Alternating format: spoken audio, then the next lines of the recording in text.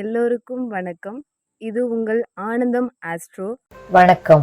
இந்த ஆண்டு நிகழும் முக்கிய ஜோதிட நிகழ்வுகளில் ஒன்று குரு பகவானின் பெயர்ச்சி ஆகும்.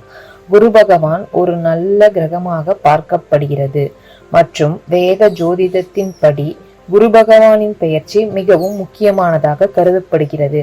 குரு பெயர்ச்சியின் போது குருவின் பார்வை எந்த வீடுகளில் விழுகிறதோ அந்த வீடுகள் அமிர்தம் போன்ற மங்களகரமான பார்வையை தருகிறது. இதன் காரணமாக நம் சுப பலன்களை பெறுகிறோம். ஜோதிட சாஸ்திரத்தில் குரு ஜீவகரான் என்றும் அழைக்கப்படுகிறார். சனிக்கு அடுத்தபடியாக மெதுவாக நகரும் இரண்டாவது கிரகமாக குரு கருதப்படுகிறது மற்றும் இது சுமார் 13 மாதங்கள் ஒரு ராசியில் இருந்து மற்றொரு ராசிக்கு பயணிக்கிறது. கடந்த ஆண்டு ஏப்ரல் 22, 2023 அன்று குரு தனது சொந்த ராசியான மீனத்தை விட்டு வெளியேறி தனது நண்பரான செவ்வாயின் ராசியான மேஷத்தில் நுழைந்தது.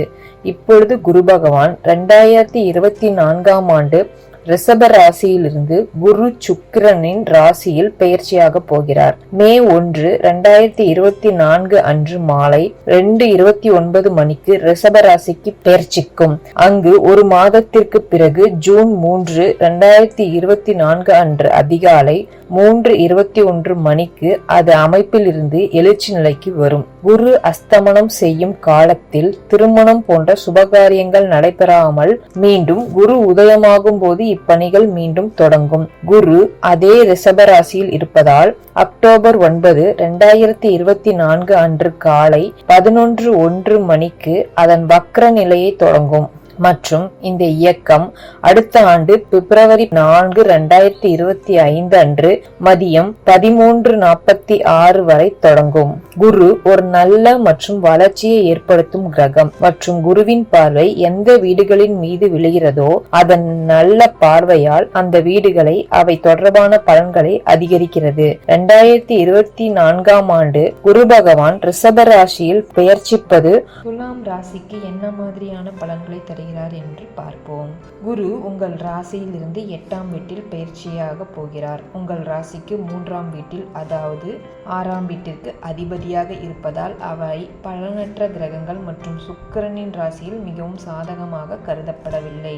இந்த ராசியில் உங்கள் அசுப வீட்டில் இருப்பதால் இந்த பெயர்ச்சி உங்களுக்கு எச்சரிக்கையாக இருக்கும். உங்கள் செயல்பாடுகளை கட்டுப்பாட்டில் வைத்து வாழ்க்கையில் முன்னேற முயற்சிகளை மேற்கொள்ள வேண்டும். 8ஆம் வீட்டில் இருப்பதால் குரு உங்களுடன் பிறந்தவர்களுக்கான உறவில் உங்கள் ஏமாற்றத்தை அளிக்கலாம். பணியிடத்தில் சக ஊழியர்களுடன் கருத்து வேறுபாடுகள் ஏற்படலாம். அவர்களிடம் நீங்கள் சொல்லும் விஷயங்கள் உங்களுக்கு பிரச்சனைகளை உண்டாக்கும்.